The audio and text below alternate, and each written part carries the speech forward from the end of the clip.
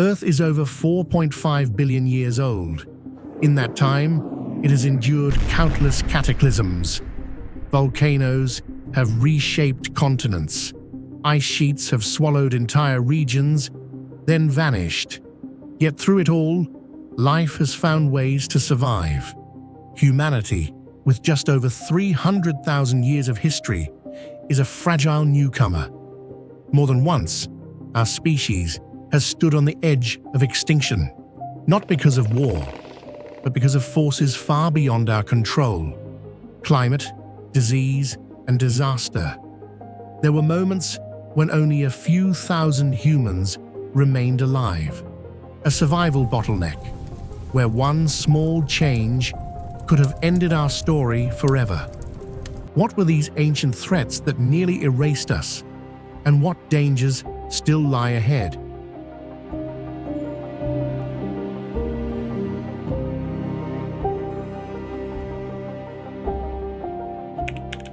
74,000 years ago, a geological force of unimaginable power lay dormant beneath what is now Lake Toba in Indonesia. This was no ordinary mountain. It was a supervolcano, a category of colossal vents that can reshape the entire planet. And without warning, it erupted, a cataclysm that dwarfs any volcanic event in recorded human history. The eruption was so powerful, it didn't just spew lava, it blasted an estimated 2,800 cubic kilometers of rock and ash into the atmosphere. To put that into perspective, that's enough material to bury a country the size of Germany under a layer of ash a meter thick. The explosion was a sudden, violent blow. But the true horror was yet to come. The vast cloud of ash and sulfur dioxide soared into the stratosphere, where it acted as a shield, blocking out the sun's rays. This triggered a volcanic winter, a global cooling event that plunged the Earth into a brutal twilight. For years, sunlight was a distant memory. Temperatures plummeted, and the world grew colder and darker. Average global temperatures dropped by as much as 10 degrees Celsius. The northern hemisphere was buried under snow and ice. This wasn't a slow change like an ice age. It was a sudden, chilling shock that sent the world into chaos. Ecosystems collapsed as plants could no longer photosynthesize. Animals starved and died. The food chain shattered. Our ancestors, a small and scattered species at the time, were ill-equipped to face such a global apocalypse. Their total population was already believed to be small, likely in the tens of thousands. After the eruption, that number plummeted to a desperate few. Some estimates suggest our population was reduced to as few as 1,000 breeding pairs. This wasn't a bottleneck, it was a pinhole. Amid this chilling chaos, the human story was nearly over. But a small number of our ancestors survived, clinging to life in isolated pockets of the world. These were the lucky few, living in regions that were less affected, like parts of Africa and the Middle East. They faced a world in despair, with food and water incredibly scarce. Survival was a brutal daily struggle. They hunted in a world where game was dwindling, forced to follow the few remaining migratory animals or scavenge for what little they could find. They relied on their wits, their cunning, and their most powerful tool, cooperation. Tribes that once roamed free were now forced into small, tight-knit groups sharing every resource. Fire, once a luxury, became a necessity for warmth and cooking. They learned to build more effective shelters to withstand the extreme cold. This was the ultimate test of human endurance. Every day was a victory. Every new morning was a testament to their improbable resilience. From this tiny surviving group, a new human story began to emerge. But the effects of this bottleneck never truly went away. The genetic fingerprint of this event is still with us. It's why all 8 billion people today are so genetically similar. Every person on Earth is a descendant of that small tribe, a living testament to a catastrophe that almost erased us from existence. But the Toba event was not the only bottleneck. It was just the first, and perhaps the most sudden.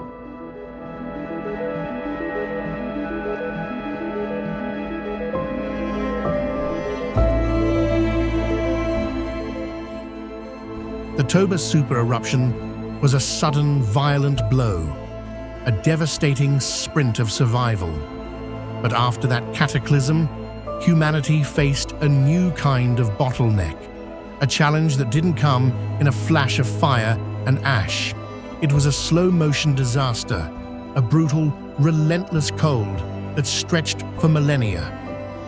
The last glacial maximum.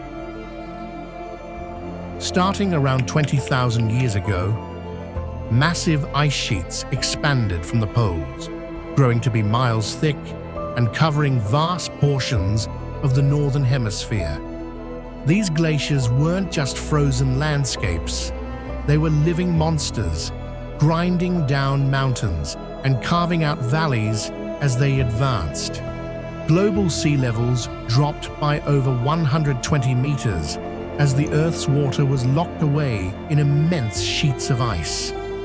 This transformed the world. Coastal areas disappeared, and new land bridges emerged, connecting continents that are now separated by oceans. Temperatures plummeted once again. Europe became a barren tundra. North America was a frozen wasteland. Deserts expanded, jungles thinned, and environments that had once sustained our ancestors became completely uninhabitable. Humanity, already fragmented and small after the Toba event, found its remaining populations pushed to the very brink of existence. They were not just wandering, they were trapped. Their numbers were again culled by the sheer brutality of the cold. Survival was no longer a matter of avoiding a single event, but of enduring a slow, constant, and grinding assault on their way of life. Our ancestors were forced to live in refugia, small, isolated pockets of land that were barely warm enough to support life. These were not ideal habitats, but frozen oases where life could barely cling on. In these refugia, the bonds of community became stronger than ever before. Every individual, every skill, and every piece of knowledge was critical for the survival of the group. The cold forced them to innovate. They learned to build more intricate shelters, using bones and hides to create insulated homes that could withstand the unforgiving weather. They developed more specialized hunting tools, adapting to the few animals that could survive in the cold, such as woolly mammoths and bison. The hunt itself became a high-stakes team effort, requiring immense coordination and skill.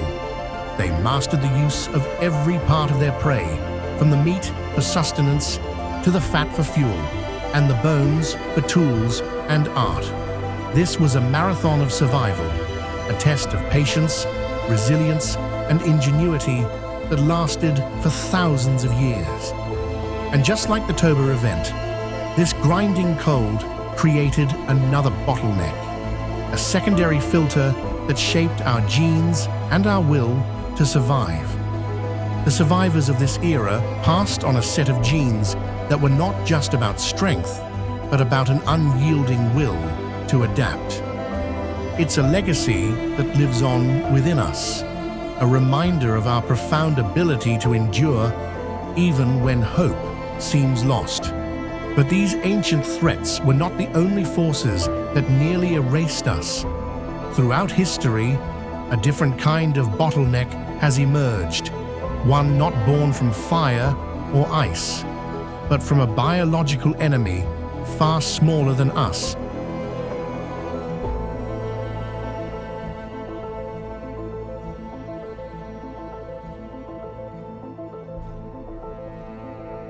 For millennia, humanity's greatest threats came from the raw forces of nature.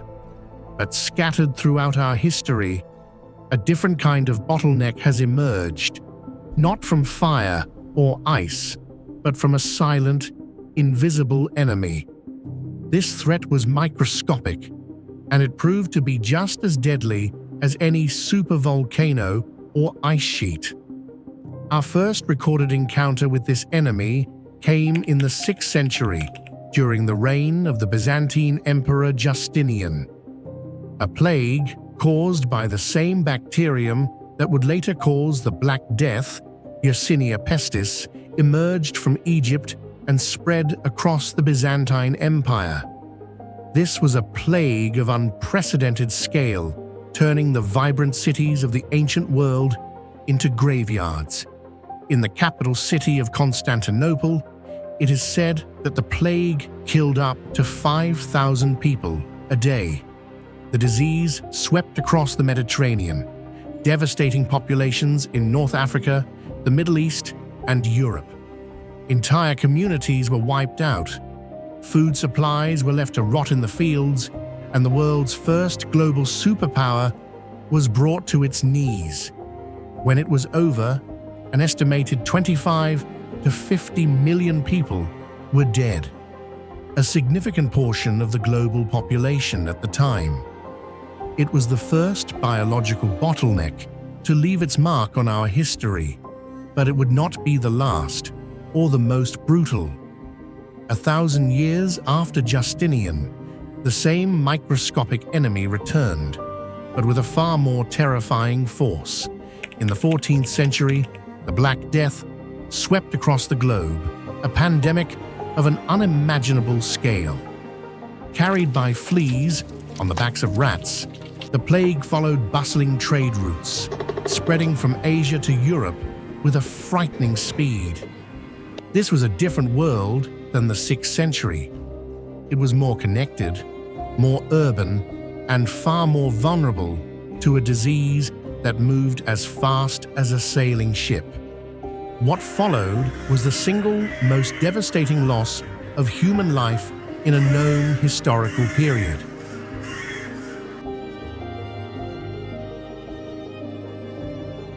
The death toll was catastrophic, wiping out an estimated 75 to 200 million people worldwide. In Europe alone, the plague is believed to have killed between 30 to 60% of the population. This wasn't just a population reduction, it was a societal collapse on an unprecedented scale. Families abandoned their sick. Cities became graveyards. Entire villages were emptied as the living fled the dead. Faith was shaken, social order unraveled, and the very fabric of civilization was torn apart by fear and chaos. The sheer scale of the Black Death created a profound bottleneck, a grim testament to humanity's fragility. It proved that our numbers and our achievements were no match for a tiny, unseen enemy.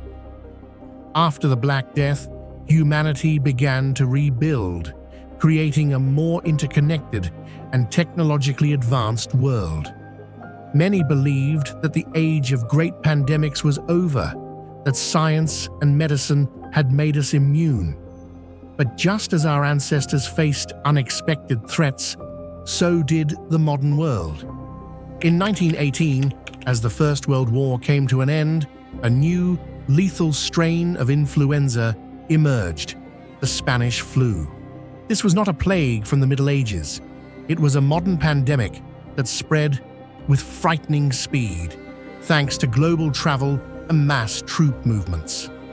It was unique in its cruelty, targeting not the old and the weak, but the young and the healthy, whose strong immune systems often overreacted and destroyed their own bodies. The global death toll was catastrophic, with an estimated 50 to 100 million people perishing in just 2 years. It was a grim reminder that even with advanced medicine and sanitation, we were not immune to a biological bottleneck. The Spanish flu proved that a microscopic enemy, given the right conditions, could still bring a modern, globalized society to its knees. These three pandemics, Justinian, the Black Death, and the Spanish flu, are not just historical footnotes. They are a fundamental part of our story, a testament to the fact that bottlenecks can come in all forms. They stand as a chilling warning. The forces that tested our ancestors have not gone away, and in some ways, they have only grown stronger.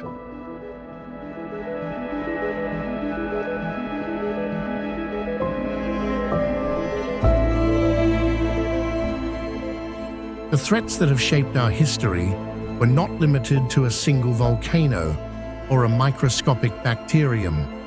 The cosmos itself has always been a cosmic shooting gallery, and we are just another target. Around 12,800 years ago, as the last ice age was coming to an end, the Earth was suddenly plunged back into a deep freeze. This event, known as the Younger Dryas, brought back glaciers and devastated early human and animal populations. While the cause is still debated, a leading hypothesis suggests it was triggered by an extraterrestrial impact, a comet or asteroid exploding over North America. This event serves as a chilling reminder that our survival is not only at the mercy of our planet, but of a hostile and unforgiving universe. We may have survived ancient volcanoes and celestial impacts, but the next bottlenecks may be threats we have created ourselves. Humanity has found a way to create its own slow-burn disaster, one that mirrors the challenges of the Ice Age, but with a crucial difference. We are the cause. The global climate is changing at an unprecedented pace, a new kind of bottleneck that could make vast regions of the planet uninhabitable. Extreme heat, droughts, superstorms, and rising sea levels threaten to displace hundreds of millions of people. This would lead to mass migrations, resource conflicts, and the collapse of the very global systems that sustain us. It is a slow-motion disaster that has already begun, and it will be the ultimate test of our modern resilience. So, after surviving these ancient trials, what does our genetic blueprint say about our future? It tells us that our story is not one of an unstoppable rise, but of an improbable survival. Our ancestors faced raw, unfiltered threats, volcanoes, ice, and plagues, with nothing but their cunning and their cooperation. Their survival was a testament to pure resilience, to instinct and adaptation. But now, we face a new era of existential threats, ones that are not just geological or astronomical, but man-made and self-inflicted. For the first time in our history, we have the knowledge and technology to see the next bottleneck coming. We can predict the path of an asteroid, model the spread of a virus, and understand the devastating effects of our own actions on the climate. And for the first time, the choice to act is entirely in our hands. So the final question is this: after surviving against all odds, are we still just passengers on a cosmic ship? Or have we finally become its crew, with the power and wisdom to steer our own destiny? The answer will determine if our long, strange journey will continue.